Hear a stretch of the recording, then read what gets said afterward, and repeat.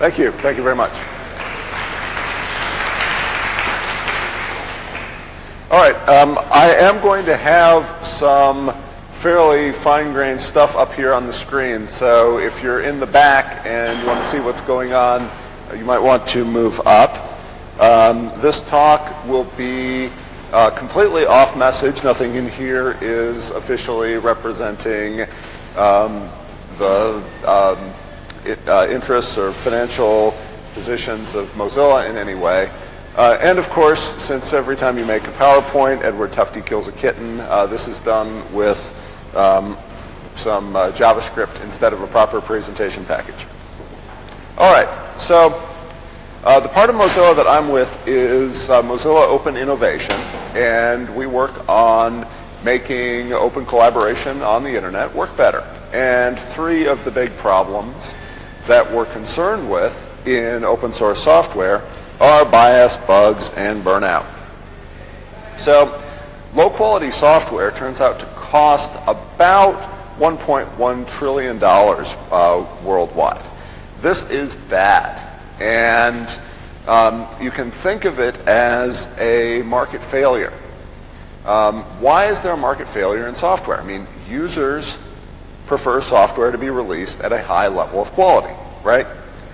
Developers also prefer to release software at a high level of quality. But given the presence of firms in the software market, all of which are trying to build network effects for particular projects, these firms are incentivized to release software at a low level of quality in order to get things out there quickly, in order to build network effects. So why do we have connections between users and firms, and between firms and peer production markets? Why, out of the three ways of organizing productive human activity, either command and control within a firm, or transactions in a market, or cooperation in peer production like an open source project, why don't we have a direct connection between peer production and markets? And this market failure is only going to get bigger. We know that people who make $200 phones have trouble keeping them up to date with the security updates. Can you keep a $20 toaster up to date given software development, collaboration, and quality the way it is? A related problem is the market for information about security defects. Even for extremely wealthy companies such as Apple and Microsoft, the market price of vulnerabilities on the black market is much higher than those vendors can pay as part of a bug bounty program. That's for the best funded bug bounty programs out there. For other companies that don't have the ability to pay competitive with state-sponsored or organized crime buyers for those defects, there's just no contest. All right, so what is Bugmark? This is the station that I stayed close to in Berlin. It's actually a station called Hackischer Markt, which means Hacks Market. Haka is the proper name. But Bugmark is a futures market that trades on bugs in a bug tracker. This is something that we're doing research on right now. And our hypothesis is, Georg, wave your hand. Georg's doing research on this as well at University of Nebraska, part of the Bugmark team. Our hypothesis is that using a market will result in new kinds of incentivization and information discovery. And most important, anyone with an interest in the software can trade in the market. The goals are to design a new system that will incentivize people to share information, and incentivize people to perform software tasks. It will also enable peer production projects to use price signals to help determine users' priorities and efficiently allocate resources across projects.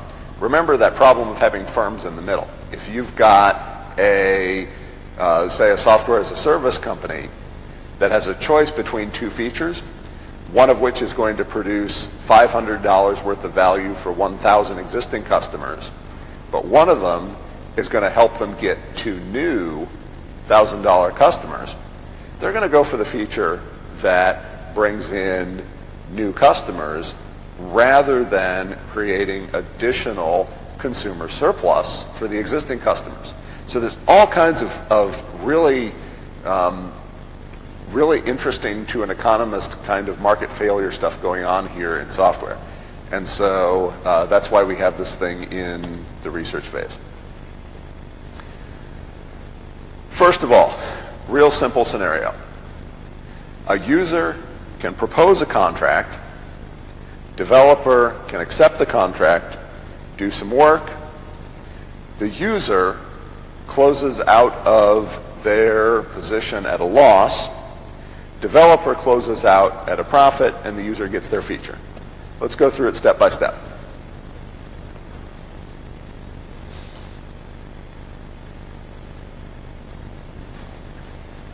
All right, so here's Adam. Adam is a user of a particular software package.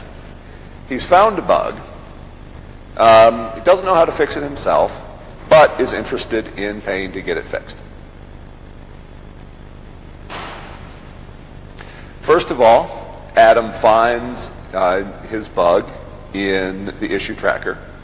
And if there's no such bug in the issue tracker, then Adam can go ahead and create it.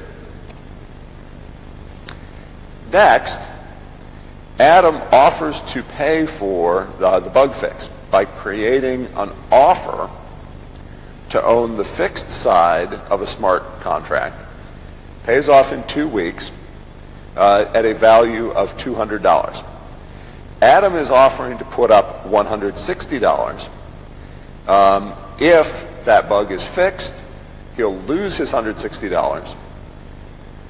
If the bug goes unfixed, he'll get his original $160 back plus 40 more if this contract is formed. Now, a developer, here's Beth, she sees the offer with a total value of $200. She decides that she can fix this bug, and she decides to buy the fixed side of the same futures contract. So she's putting in $40. This contract will pay off $200 to Beth in the event that that bug is fixed. She'll get her original $40 back plus the $160 that was put in by Adam. So total value $200. Adam put up $160. Beth put up $40. All right. Beth is working. Adam is waiting. Adam sees that this contract has been formed. There are 2 possible outcomes. First outcome, Beth has fixed the bug. The project maintainer has resolved that bug, has closed, fixed. The contract matures. Beth gets the entire $200. Adam gets nothing, but he's got his bug fixed. The alternative, the bug stays open. Beth does not get her money. The $40 she put up goes to Adam, along with him getting his $160 back. Adam collects the entire $200. All right. Boring, right? Didn't I just describe an open source bounty? And haven't companies been putting, hey, let's pay people to fix bugs, bounty systems on open source projects for 20 years now? How many people have used an open source bounty system? Okay. They're not super popular. And we have some interesting hypotheses as to why people don't do open source bounties. This is my favorite. Imagine I find a bug in a web application, and it needs some work done on JavaScript, and it needs some work done on CSS. I put up a bounty. Now, a JavaScript developer might work on the thing, nail the JavaScript part, get stuck on the CSS, but he's not going to say anything because he's trying to claim the entire bounty. Meanwhile, somebody else fixes the CSS, they get stuck on the JavaScript. Again, they're trying to claim the bounty. So the extra overhead, the overhead on top of open source of contending for that bounty causes some possible productive cooperation not to happen. In bounty systems, there's the extra transaction costs above and beyond resolving the task of allocating the bounty to the appropriate fixer. Either you have people claiming bounties and then resolving it, or you have people contending for bounties. It's not automatic. With bug futures, the contract ownership is decoupled from who reported the bug or who the bug is assigned to. Anybody can have a piece of any bug, which incentivizes doing task sharing and incentivizes meta-info, like reproducing a bug, translating a bug report from one language to another, assigning a bug to the correct subsystem, doing a code review on a bug. All that meta tasks, all those meta tasks are things that can be incentivized by who owns what pieces of what futures contracts. So in the case of the JavaScript CSS example, I would propose a smart contract. JavaScript developer buys the other side, works on it for a while, realizes, hey, I'm stuck on CSS. But that JavaScript developer can write a really good commit message, say, look what this JavaScript does. It fixes like 50% of this bug. You're going to want to buy out my side of it. CSS developer comes along, they can buy the partially, they can buy out that fixed side of the contract, finish it, commit the work. Both developers have earned a profit on their part of the work.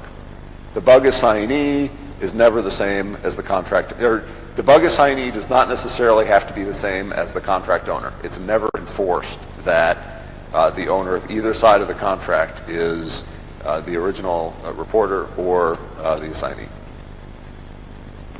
We also have the interesting use case of predicting discovery of bugs by category of vulnerability. So if you see a particular project that you believe, thanks to running some static analysis tool or some other knowledge that you might have, that a particular category of bug is likely to be found, you can trade directly on that prediction.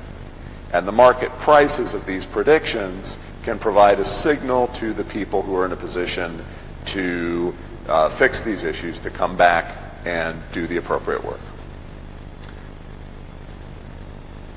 There's a company called Hubie that's doing a tool called Hubie Mind for resolving true-false questions. And we're working with them on a microsite. So join the Bugmark Announcements mailing list if you're interested in getting an announcement when that microsite is up. It should be next month. Software quality problem. Why are we dealing with this now? Well, go back and read everything Quinn Norton has ever written, of course. We've been conditioned to believe that software rots as fast as fruit. Clearly, that's not sustainable. Clearly, we have a market failure. But wasn't open source originally supposed to fix all this? Anybody read the Fuzz Revisited paper from the 90s? This was a really interesting study. It said that 15 to 43% of the standard Unix tools that were shipped with Unix versions from Sun, IBM,